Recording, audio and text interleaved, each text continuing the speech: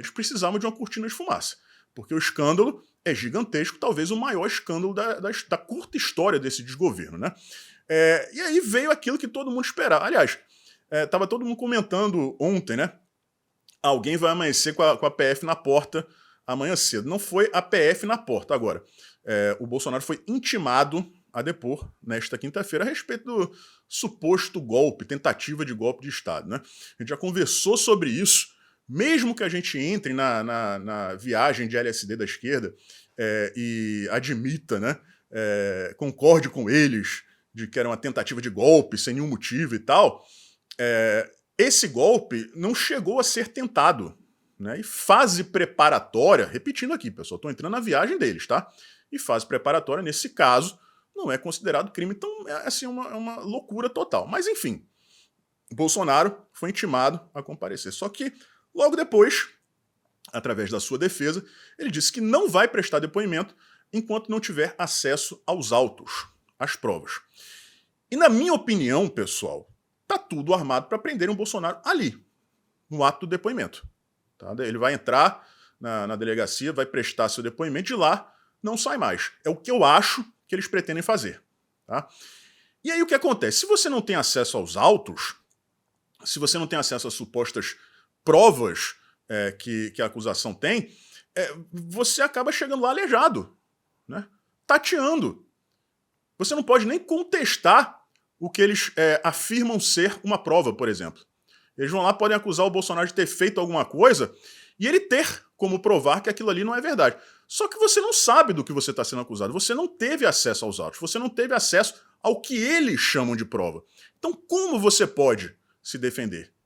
Como você pode refutar algo se você nem sabe do que você vai ser acusado? Então o Estado Democrático de Direito exige, né, que o acusado tenha acesso às acusações. E isso é algo que não vem acontecendo desde que esses inquéritos loucos, insanos, começaram a ser aplicados com a conivência da imprensa, com a conivência da OAB, com a conivência da classe jurídica, do CNJ, né, todo mundo que está começando a sentir o peso da mão. Então, é o que eu acho que está para acontecer, tá, pessoal? Intimaram o Bolsonaro para prestar depoimento. Eu acredito que de lá ele não sairia, porque a defesa dele se tornaria impossível por ele não saber o que ele vai ser acusado e não ter ali naquele momento as ferramentas necessárias para refutar aquilo que alegadamente são provas. Ele poderia ter como refutar tudo isso, mas não tem como. Não é como você chegar em uma reunião de uma empresa e você foi acusado por outras pessoas da empresa de alguma coisa, só que você não sabe o que é. Aí você chega lá e fala, o que está acontecendo? Ah, não, você chegou atrasado tal dia. Você não cumpriu com as suas obrigações. Não, olha só, eu cumpri com as minhas obrigações. Eu nunca imaginei que vocês fossem me acusar de um negócio desse. Não interessa, você está demitido, você está afastado, você está suspenso. Se dessem, né, a você a oportunidade de provar que você não fez aquilo, beleza, tranquilo, você teve, né, condições de se defender, ampla defesa. Agora, se você não sabe nem do que você está sendo acusado, não tem como você se defender. Então o Bolsonaro está certíssimo, a defesa do Bolsonaro está certíssima, e eu sinceramente acho que o próximo passo realmente é mandar prender o Bolsonaro, né? Porque é o sonho de consumo da esquerda. Nem que seja por uma noite, para depois dizerem que ele também é ex-presidiário. Tá? Eu sinceramente acho que eles estão dando um tiro no pé. Porque se eles fizerem isso, realmente, a manifestação do dia 25 vai ficar muito maior do que já será. Pessoal, vamos falar aqui a respeito dessa questão do depoimento do Jair Bolsonaro, que não por acaso foi marcado para o dia 22/2. Isso vem se repetindo, né? Por exemplo, a multa aplicada ao PL na época das eleições foi de 22 milhões, já tivemos outras ocasiões aí, né? Sempre 22 ou 17, que era o número anterior do Jair Bolsonaro, é deboche mesmo, né? Provocação. Tá? E o depoimento está marcado, e como eu falei aqui para vocês ontem, eu acredito que a ideia seja ouvir o Jair Bolsonaro e de lá ele não sai mais. Ele já fica preso. Tá? É o que eu acho que eles estão planejando. Só que aí o Bolsonaro disse que não iria porque não teve acesso aos autos. Né? E isso aí, pessoal, é noção básica de direito. Né? Direito à defesa plena. Se você não tem acesso às acusações que pesam contra você, como é que você vai se defender? A gente tratou sobre isso com mais profundidade no segundo vídeo de ontem. Né? Só que aí veio o Alexandre de Moraes, o Bolsonaro pediu adiamento até que ele tivesse acesso aos autos, e o Alexandre de Moraes negou rapidamente, né, esse pedido, alegando que o Bolsonaro teve sim acesso aos autos. O que o Bolsonaro quer? A tal da delação do Mauro Cid. Porque todas essas operações não são baseadas no que o Mauro Cid supostamente falou. Então, alguém aí está faltando com a verdade. Bolsonaro teve acesso à delação do Mauro Cid.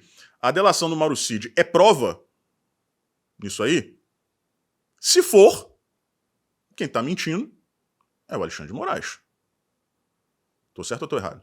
Perdão aí, Xandão, mas não dá. A não ser que ele chegue e fale, não, a delação do Mauro Cid não tem nada a ver com esse depoimento. Tá? Tudo que vai ser questionado ao ex-presidente, ele já está ciente, ele já recebeu tudo, ele não precisa se preocupar com as acusações do Mauro Cid. Aí beleza. Agora, se forem usar a delação, aí não tem como.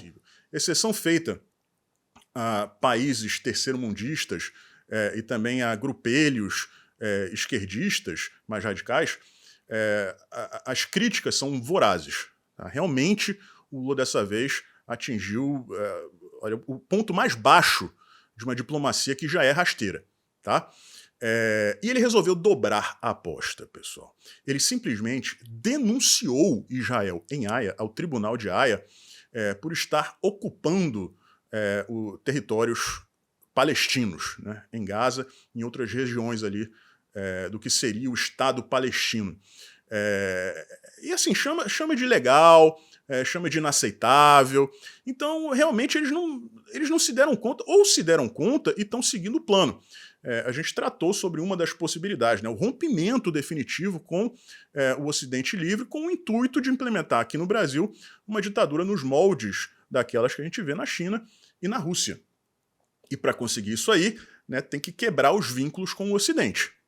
Só, pessoal, que as reações foram muito rápidas, em especial dos Estados Unidos. E eu vou dizer um negócio para vocês. O Brasil é um parceiro histórico dos americanos, da Casa Branca, tá? Para vocês terem uma ideia, o Brasil é o destino da rota de fuga do presidente dos Estados Unidos, não é desse presidente, qualquer presidente dos Estados Unidos há muito tempo, em caso de guerra nuclear. O presidente dos Estados Unidos deixaria a Casa Branca, né, entraria no avião presidencial e viria para o Brasil. Tá? Então, para vocês terem uma noção da importância do Brasil na política americana. Só que muito acima disso está a ligação dos Estados Unidos com Israel. Mexa com qualquer país do mundo. Agora, não mexa com Israel. Por dois motivos, tá, em especial. Primeiro, os Estados Unidos foram os maiores patrocinadores da criação do Estado de Israel. Em segundo lugar, a localização de Israel é estratégica para os Estados Unidos. Bem ali, no Oriente Médio. Tá? Então, é um erro terrível se você está preocupado, né? Está preocupado com o país e não com a sua ideologia, com seus objetivos pessoais. Tá? E a reação americana foi muito rápida, foi muito ligeira. Primeira, Antony Blinken, né, que é secretário de governo dos Estados Unidos, o braço direito do velhinho gagá, do Joe Biden, está chegando hoje a Brasília para uma reunião com o Lula. E não se enganem, tem a ver com o G20, que vai acontecer nos próximos dias? Tem. Agora, a pauta principal é Israel.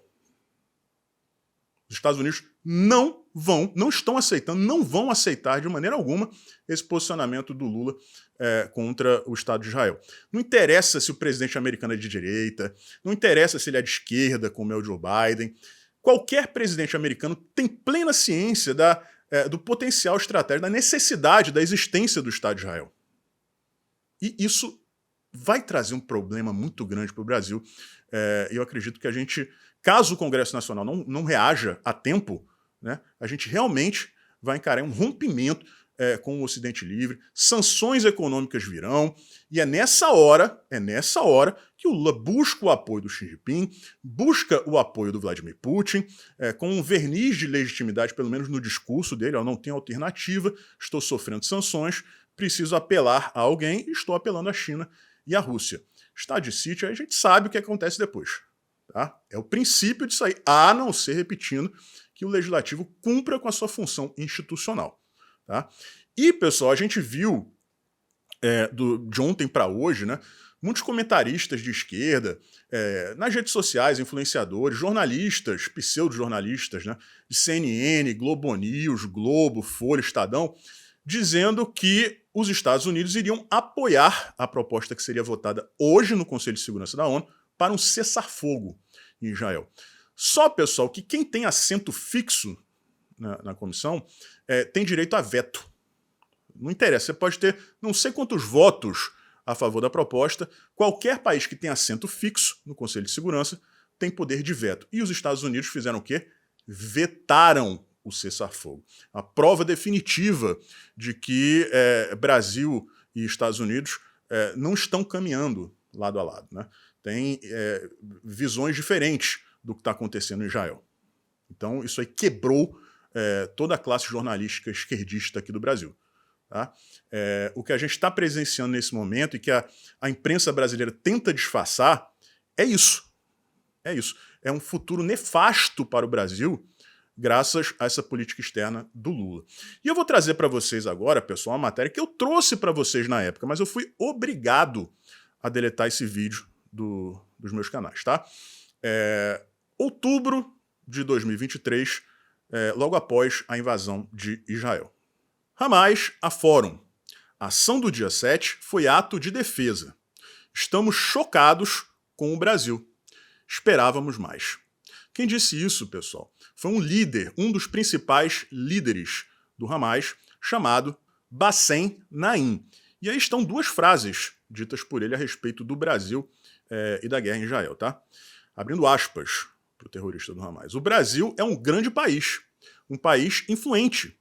O Brasil é amigo da Palestina, um amigo do povo palestino. E agora o Brasil é o chefe do Conselho de Segurança. Lá atrás era, tá? Em outubro. É membro dos BRICS. Nós pensamos que o Brasil pode fazer muito para parar esta loucura. Que loucura é essa, meu camarada? Quem iniciou essa loucura? Eu tenho que dizer que, infelizmente, nós estamos chocados e surpresos pela posição brasileira. Estávamos esperando mais, uma posição totalmente diferente. Nós estávamos esperando alguém falar sobre soluções políticas. Pois é, pessoal, de outubro para cá, muita coisa mudou. Desde então, né, em nenhum momento, o governo brasileiro, o desgoverno brasileiro, deixou de criticar Israel.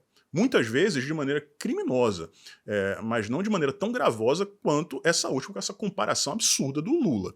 Só que eu acho que finalmente o governo brasileiro está fazendo aquilo que o Hamas cobrava em outubro. Soluções políticas.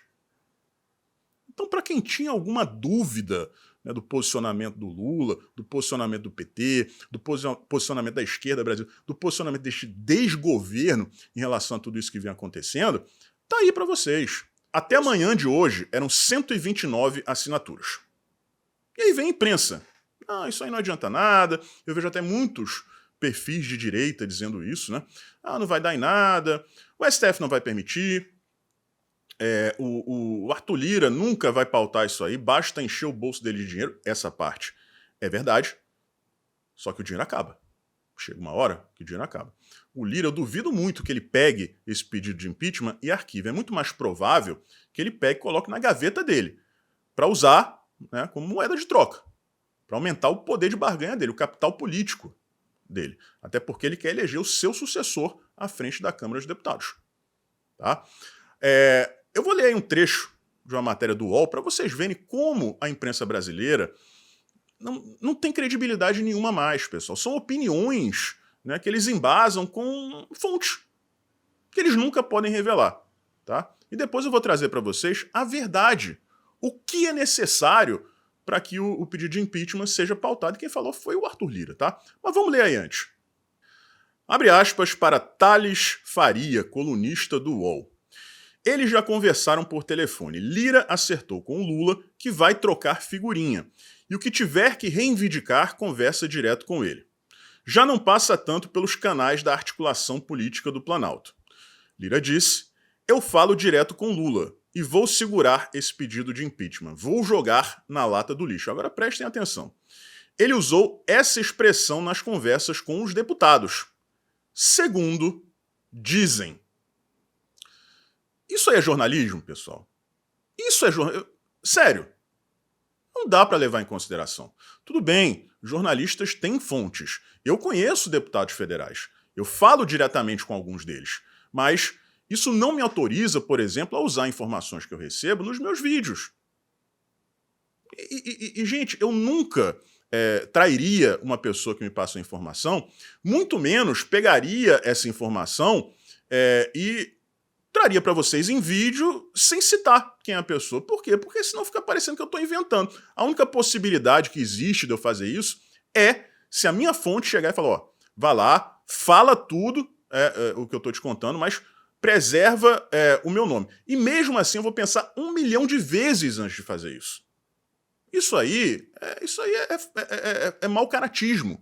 É uma opinião pessoal, é um desejo do jornalista, da imprensa como um todo.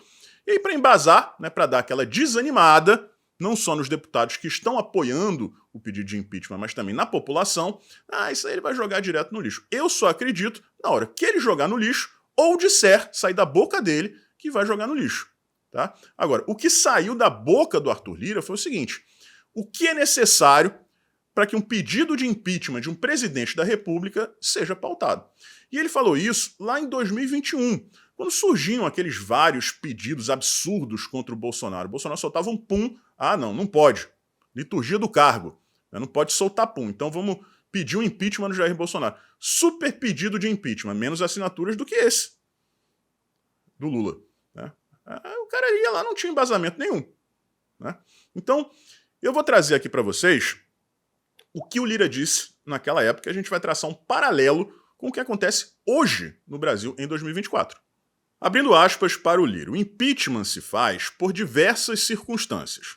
Quando você perde a capacidade política, quando você perde a capacidade de gestão econômica, quando você cria no Brasil uma condição de desemprego absurda, quando você cria no Brasil uma condição de inflação incontrolável, quando a economia vai mal, quando o povo está na rua, fecha aspas, exemplificou. Ele continua depois. Esses componentes, eles formam essa situação. E nós não enxergamos essa situação no Brasil. Isso ele falando lá em 2021 sobre os pedidos de impeachment contra o Jair Bolsonaro. Então vamos lá, vamos transpor essa declaração do Lira para o ano de 2024, para o nosso presente, tá? Outro governo, né? Na época era o Bolsonaro e agora é o Lula. Resumindo, tá? O que é necessário. Articulação política, governabilidade. Você se mover bem, né, dentro, por exemplo, do Congresso Nacional. O Bolsonaro tinha isso? Tinha. Ele tinha maioria orgânica no Congresso Nacional? Não. Nunca teve. Assim como o Lula não tem. Só que o Bolsonaro conseguia se mover sem ter que dispensar bilhões e bilhões de reais em emendas. Era muito diferente a maneira como o governo Bolsonaro lidava com o Congresso Nacional com a maneira como o Lula o faz. Então, o Bolsonaro tinha governabilidade, o Lula tem enquanto tiver dinheiro. Tá? Outra parte, a questão, o segundo ponto, né? Economia. Vamos resumir tudo que ele falou ali, inflação, desemprego, em economia. Na época do Bolsonaro, nós enfrentamos a pandemia. E mesmo assim, nós tivemos resultados de destaque no mundo inteiro. Não foi apenas em comparação com o Brasil sem pandemia, não. Em comparação com o resto do mundo, com a Europa, com a América do Norte, com a Ásia. Então, nunca passou perto disso. O que a gente vê hoje no Brasil é uma crise econômica, é um início de crise econômica. E, pelas medidas tomadas por esse governo, ela tende a piorar. Eu já falei várias vezes aqui. Existem especialistas que acham que a partir de setembro a coisa vai degringolar. Eu acho que lá para novembro. Não sou especialista, provavelmente eles estão certos e eu estou errado. Então não adianta a imprensa ficar maquiando a situação. A pessoa vai no supermercado, a pessoa sabe o preço do arroz, do feijão, do vidro de azeite. Então não adianta ficar tentando enrolar as pessoas. Preço da gasolina, ninguém está conseguindo viajar de avião, porque a passagem está cara. Está tudo caro, gente. Está tudo caro. E não adianta também maquiar dados de desemprego com o IBGE, né, com aquela estatística criativa do cara que colocaram lá. Porque as pessoas estão percebendo, pessoal. São várias empresas fechando as portas. Toda semana tem... essa semana foi o Carrefour. Não sei quantas lojas. Vai encerrar a operação. Toda semana tem um gigante do comércio aí fechando a operação. Então a economia, o processo de deterioração da economia já começou há um bom tempo. E vai piorar esse ano. Não tem escapatórias, não dão sinais de que vão mudar a política econômica. Então, o Bolsonaro ia bem e o Lula vai muito mal na economia. Recapitulando, na questão da articulação da governabilidade, o Lula depende de dinheiro. E uma hora, até justamente por conta da queda da economia, vai acabar esse dinheiro. Né? E aí, por fim, pessoal, tem o povo na rua, que foi o último ponto ali trazido pelo Arthur Lira. Nunca existiu manifestação de rua que tivesse a mínima possibilidade de derrubar o Jair Bolsonaro. Muito pelo contrário, nossas manifestações foram históricas. As manifestações da esquerda foram pífias, inclusive aquela convocada pelo MBL, com participação de membros do PCdoB, Orlando Silva, relator do PL da censura, teve participação do Amoedo, teve participação do PSOL, do próprio PT, e nem assim eles conseguiram promover manifestações que abalassem, né, a estrutura do governo Bolsonaro. Agora, em relação ao Lula, a gente vai começar agora no dia 25. Que não tem como pauta o impeachment do Lula, mas vai ser uma demonstração gigantesca, né, colossal do poder da direita. Eu já trouxe para vocês vários detalhes. Né? A linha do tempo é a seguinte. O depoimento foi marcado para quinta-feira, né, para amanhã, dia 22, não foi à toa que escolheram essa data, 22 é o número da legenda do Jair Bolsonaro. O 22, né, também foi referenciado quando da multa aplicada ao PL, na época das eleições, 22 milhões de reais. A coisa é no deboche mesmo, é na base do deboche. Só que é o seguinte, a defesa do Jair Bolsonaro disse que ele não compareceria enquanto não tivesse acesso aos autos. Sem acesso aos autos, as provas, supostas provas, ele não compareceria. Então, pediram o adiamento. Aí o Alexandre de Moraes foi lá e disse, não vou adiar, está mantida a data, dia 22/2. São 3 números 2 seguidos. E aí, pessoal, é que chega aqui na parte que eu falei para vocês que não faz muito sentido, porque eu trouxe aqui recentemente, né? Como você pode, por exemplo, prestar depoimento, responder questionamentos a respeito da delação do Mauro Cid, que foi, né, o que engatilhou todas aquelas operações contra Augusto Heleno, contra Braga Neto, né, contra Felipe G. Martins, contra o próprio Bolsonaro. Como você pode se defender, né, das acusações que foram feitas nessa delação se você não conhece essa delação? É impossível. É impossível. Você não sabe o que estão falando de você. Imagina se é uma mentira. Como você pode se defender de uma mentira? Você tem que estar preparado para aquilo. O cara te acusou de fazer isso aqui. Então você chega lá no depoimento com os documentos provando que você não é culpado daquilo, do que está sendo acusado. Né? Eu vou ler para vocês 2 trechos retirados diretamente do site do STF. E aí vocês vão perceber o que eu estou falando. O grande problema que a gente está encarando aqui. Ao negar o pedido, o ministro Alexandre de Moraes, pedido de adiamento, destacou que a alegação não procede. Isso porque os advogados de Bolsonaro tiveram, nesta segunda-feira, dia 19, pouquíssimo tempo para se prepararem, né, acesso integral aos elementos de prova já documentados nos autos. Com exceção, prestem atenção, das diligências em andamento e dos elementos constantes na colaboração premiada de Mauro Cid, seu ex-ajudante de ordens. E aí prossegue. O ministro Moraes explicou que, conforme a jurisprudência do STF, antes do recebimento da denúncia, não configura cesseamento de defesa a negativa de acesso a termos da colaboração premiada referente a investigações em curso. Isso porque o investigado não tem direito a acessar informações associadas a diligências em andamento ou em fase de deliberação. É o seguinte, pessoal, para vocês entenderem aqui, tá?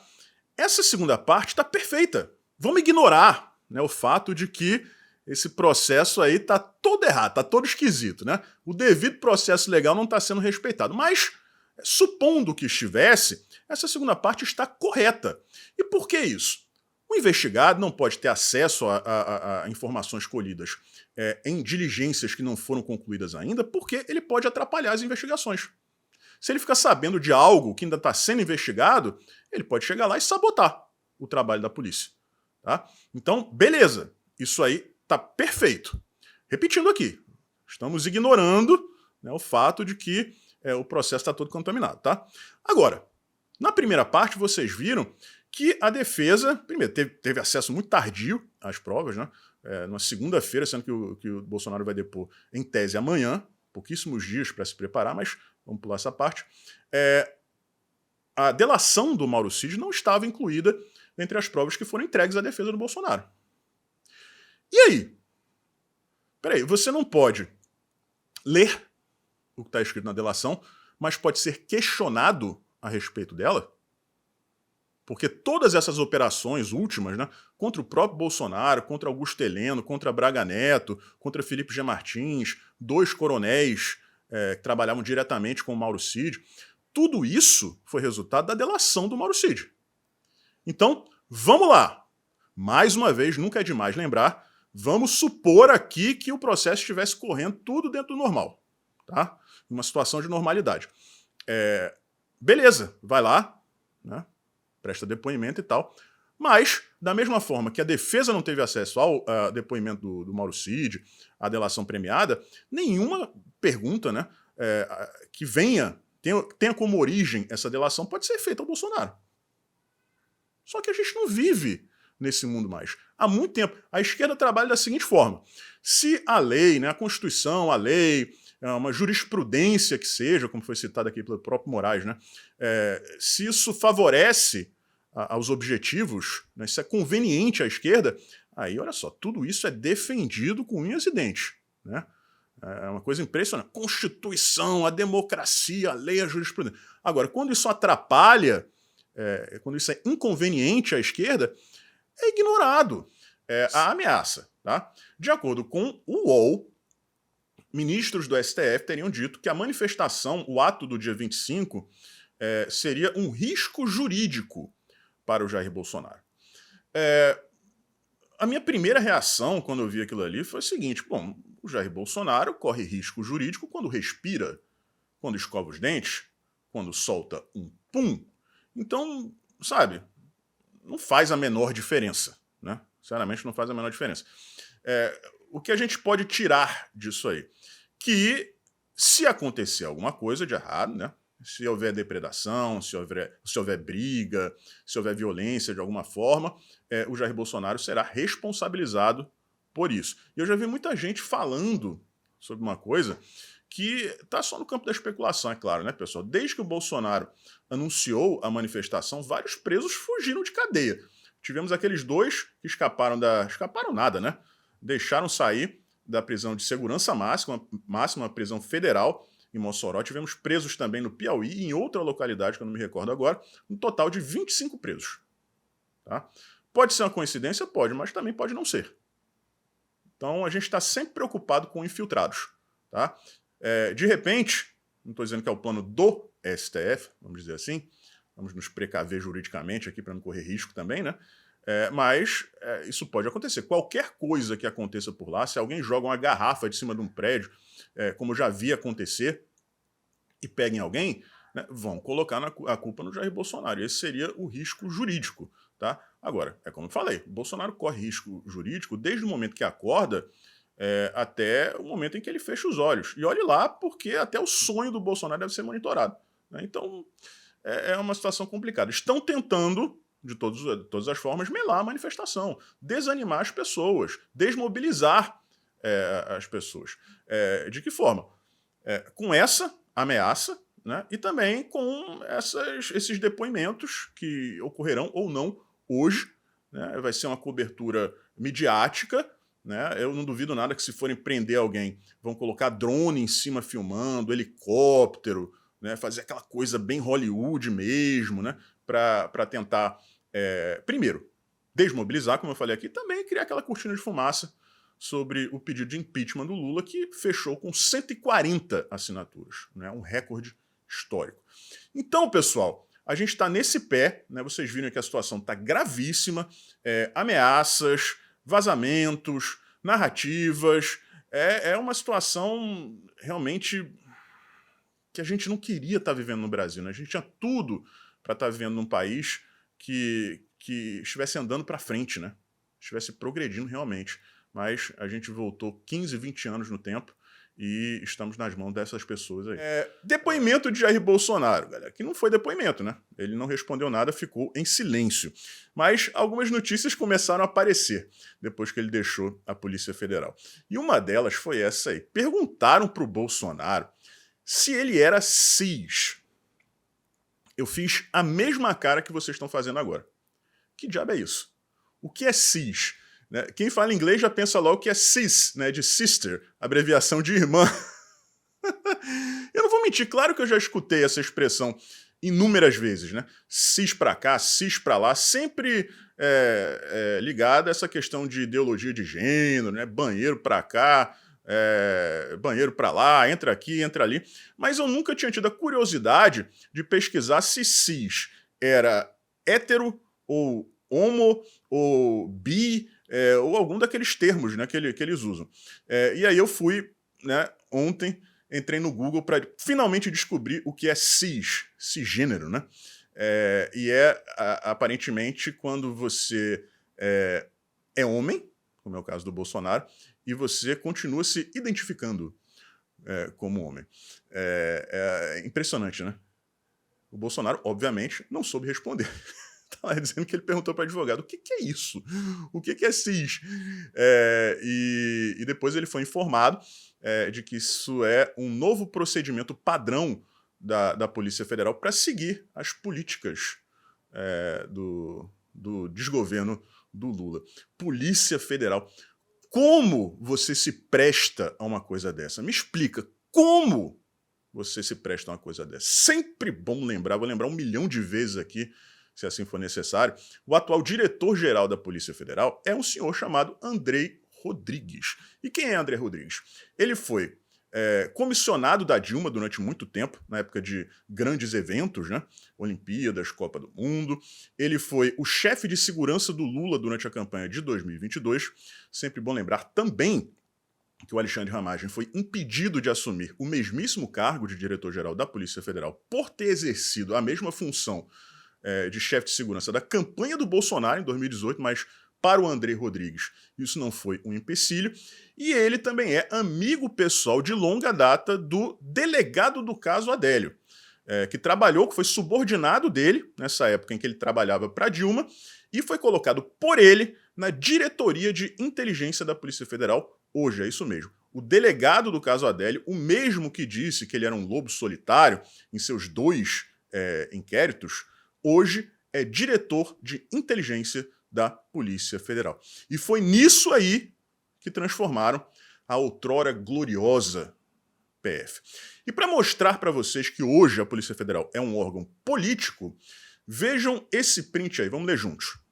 Para a PF, silêncio de Bolsonaro é falta de justificativa para eventuais crimes. Eu não sabia que a Polícia Federal agora era um tribunal que julgava. Antigamente, apenas investigava, fornecia provas para o juízo. Mas agora não. Já está interpretando, né? Já está dando opinião, e isso aí é coisa de órgão político. Agora, a parte boa vem agora. Investigadores reforçam, sob reserva, que provas e depoimentos sobre suposta tentativa de golpe são contundentes. Então vocês veem aí que eles substituíram a fonte anônima, né, a pessoa do entorno que não quis se identificar, por sob reserva. Isso aí não vale nada. Isso é jornalismo de beira de estrada. Essa é outra tecla que eu insisto em bater aqui, pessoal. Quero martelar isso na cabeça de vocês. Durante muito tempo eu, assim como vocês, nós fomos enganados pela imprensa. A gente acreditava nessas narrativas. Só que o que acontece, esse é o modus operandi da imprensa, da mídia tradicional brasileira, há décadas. Eles querem criar uma narrativa, algo que prejudique ou favoreça o lado político em que eles estão, e eles lançam mão desse instituto do sigilo da fonte para criar mentira, para dizer o que eles quiserem. Eu trouxe um exemplo para vocês. A Veja tinha alegado que os militares estavam preparando a cela do Bolsonaro, do Braga Neto, do Augusto Heleno. Quem tinha sido a fonte? Eles disseram assim, uma fonte graduada militar. Aconteceu alguma coisa? Em algum momento mostraram a cela pronta para o Bolsonaro? Nada, pessoal, porque isso não existe. É embuste. O jornalista quer criar narrativa, ele vai lá e diz. Só que como ele sabe que isso aí ninguém vai acreditar, ele vai lá e mete na conta de alguém, né, do general Gasparzinho nesse caso. Esse aqui é o agente Gasparzinho da Polícia Federal. É isso. É por isso que a imprensa profissional perde tanto espaço dia após dia, porque isso não é jornalismo. Mas não é mesmo. Agora a gente chega aqui, pessoal, a parte principal. E eu vou introduzir isso com a fala do Dino, que assumiu ontem, né, infelizmente, uma tragédia para a política brasileira, né, porque o STF se tornou um órgão político também. E é um dia muito triste para a gente, né? Enfim, vamos ver o que vai acontecer. Ele disse, dentre outras coisas, que o STF tem esse papel de controlar os outros poderes, no caso, o executivo e o legislativo. Onde está escrito isso? Na lei, na Constituição? Não existe em lugar nenhum. Esse foi um poder autoatribuído pelo STF. Nós temos esse poder. Como ninguém reagiu, quem deveria reagir? Seria o legislativo, não reagiu. Isso já está sacramentado. Né? Já foi normalizado, inclusive, eu vou trazer um maior exemplo para vocês relacionado à manifestação do dia 25. E isso é tratado com a maior naturalidade. A imprensa noticia isso sem um fiapo de crítica. É isso aí mesmo. Né? É isso aí. O STF tem, sim, o poder de controlar outros poderes, apesar de não estar escrito em nenhuma lei. Não ter previsão legal. Né? Vou meter o Alckmin no meio. Veja aí o que ele disse, né? Que o Dino foi escolhido por Deus para salvar a democracia. Democracia. Como eles gostam de usar essa palavra, né? Se eles ganhassem R$1 a cada vez que falam democracia, estavam todos mais ricos que o Elon Musk. Né? Enfim. Aí chega o Barroso depois e diz que a nomeação, né, do Flávio Dino foi uma vitória da democracia. E eu vou provar aqui para vocês que o Barroso está mentindo, né? Mentindo vergonhosamente, de duas maneiras diferentes. Primeiro, vamos ver aí o que ele disse, a declaração inteira. O ministro Barroso, que é bom lembrar aqui, né, o atual presidente do STF, fala durante a posse do ex-senador e ex-ministro da Justiça, Flávio Dino, indicado ao cargo pelo presidente Lula. Ele assume a cadeira deixada por Rosa Weber. Abre aspas para o Barroso. A presença maciça, quando ele falou isso aqui, maciça, eu pensei que ele estava se referindo a outra coisa, né?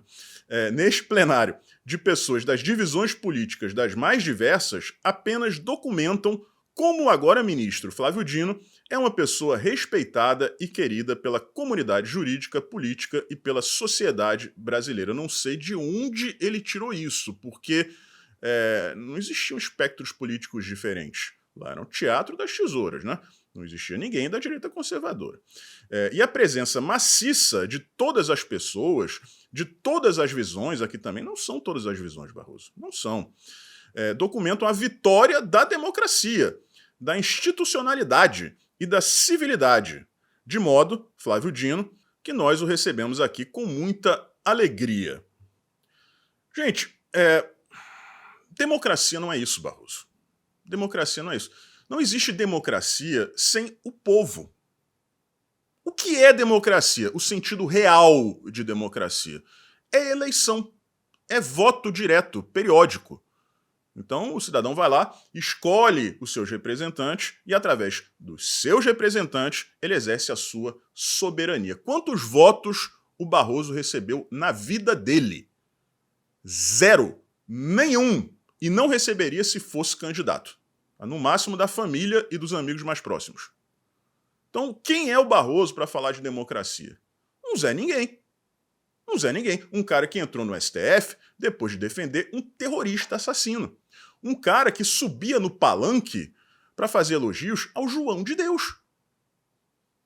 Então, o Barroso, ele se colocou em uma posição de paladino da democracia, sendo que ele distorce o sentido da palavra o tempo inteiro. Isso é vergonhoso. De novo, Barroso, não tinha nada de democrático aí. Não tinha povo.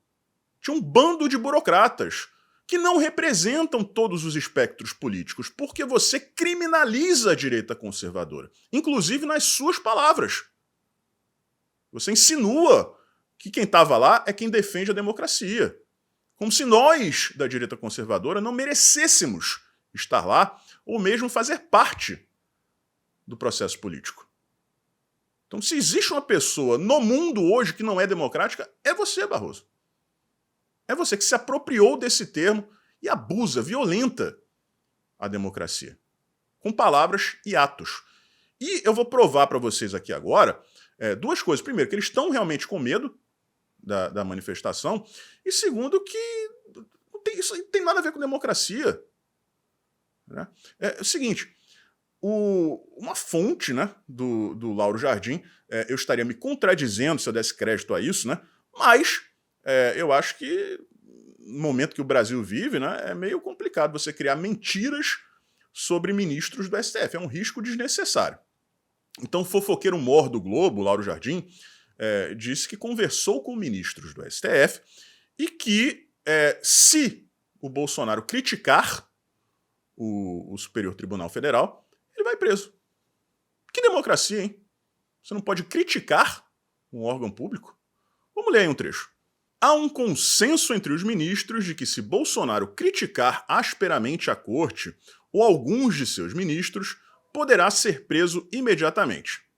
Diz um ministro do Supremo, com mais rigor ainda. Se ele falar um ai do Supremo, vai preso. A gente já tinha visto, né? Tudo bem, é um zero à esquerda, mas o Lindbergh Farias já tinha feito um discurso no plenário da Câmara dos Deputados. Como pode, cara, Lindbergh Farias ser eleito deputado federal? Vamos pular essa parte, né? Dizendo que quem participar da manifestação dia 25 vai direto para Papuda. É assim que a esquerda lida. Né? Compra o Congresso com emenda e tenta eliminar o inimigo, que eles não podem comprar. Né? E aí vem essa matéria do Lauro Jardim dizendo isso, que se o Bolsonaro criticar asperamente o Superior Tribunal Federal ou alguns ministros individualmente, ele vai ser preso imediatamente. Eu não entendo como funciona isso, porque os ministros criticam o Bolsonaro o tempo inteiro, asperamente. Em um Estado democrático de direito, todos são iguais perante a lei. Tudo bem, alguns têm atribuições que outros não têm, mas os direitos deveriam ser iguais. Então, de acordo com a Constituição, o ministro do STF, se ele proíbe alguém de fazer algo, ele também não deveria se permitir de fazer a mesma coisa. Vocês concordam comigo? Isso é lógica. Isso é Estado democrático de direito. Então, esquece isso. Tá? E aí vocês viram ali dizendo que se o Bolsonaro falar um ai do STF, ele vai preso. Desde quando isso é democracia? Desde quando? Durante 4 anos, o Bolsonaro ouviu todo tipo de ofensa. Todo tipo de ofensa. E nada foi feito pelo STF. Para vocês terem uma ideia, circulou um meme, claro meme, uma montagem do Lula vestido com um uniforme do Hamas. A AGU pediu para tirar do ar. Vai querer multar as pessoas que compartilharam o meme. Dentre essas pessoas, o Gustavo Gai. Quer dizer que um deputado federal não pode compartilhar um meme que é claramente uma montagem? Mas na época do Bolsonaro, podiam jogar bola com a cabeça de borracha dele, de látex, que não tinha problema. Podiam pegar um bonecão voodoo gigante do Bolsonaro, tamanho real, e furar ele com um espeto de churrasco, que tava tudo bem, não tinha problema nenhum. Agora, o Bolsonaro na manifestação, não tô nem dizendo que ele vai fazer isso, inclusive ele pediu para as pessoas não fazerem. Mas vamos supor que ele fizesse, quer dizer que ele não pode criticar uma instituição governamental? Não pode tecer críticas a pessoas cujos salários são pagos por nós, por ele também como pagador de impostos? Quer dizer que democracia é um bando de burocratas saudando a entrada de um comunista, confesso, no Supremo Tribunal Federal? O Brasil está completamente perdido. O Brasil é um país hoje em que o ex-presidente vai prestar depoimento à Polícia Federal sem saber do que está sendo acusado e perguntam para ele se ele é cis. Se ele é cis. Mas vamos lá, galera. Vamos seguir em frente. Né? Vou repetir aqui, talvez tenha sido o vídeo mais importante da história desse canal. O que o Arthur Lira disse em 2021 sobre a admissão de um pedido de impeachment de presidente da República. Na época, pediam para o Bolsonaro. Ele disse, não existe nem nada aqui que permita a gente sequer iniciar um processo de impeachment contra ele. Não existe o crime, ele tem governabilidade, não fazia isso, não conquistava isso como o Lula faz, distribuindo emendas bilionárias. A economia, apesar da pandemia, estava indo muito bem, obrigado, ele tinha apoio maciço do povo, não existiam manifestações contrárias a ele, porque a esquerda nunca consegue juntar mais de meia dúzia de gatos pingados em suas manifestações. Agora, hoje, nós temos uma economia prestes a entrar em colapso, por mais que tentem maquiar números. Nós temos um governo, como eu disse aqui, como eu provei para vocês, só consegue governar com uma governabilidade artificial através de emendas bilionárias, e as manifestações vão começar neste domingo. Então vamos seguir em frente aí, pessoal. A gente nunca pode desistir desse país, por mais difícil que pareça. Um forte abraço, a gente se vê por aí.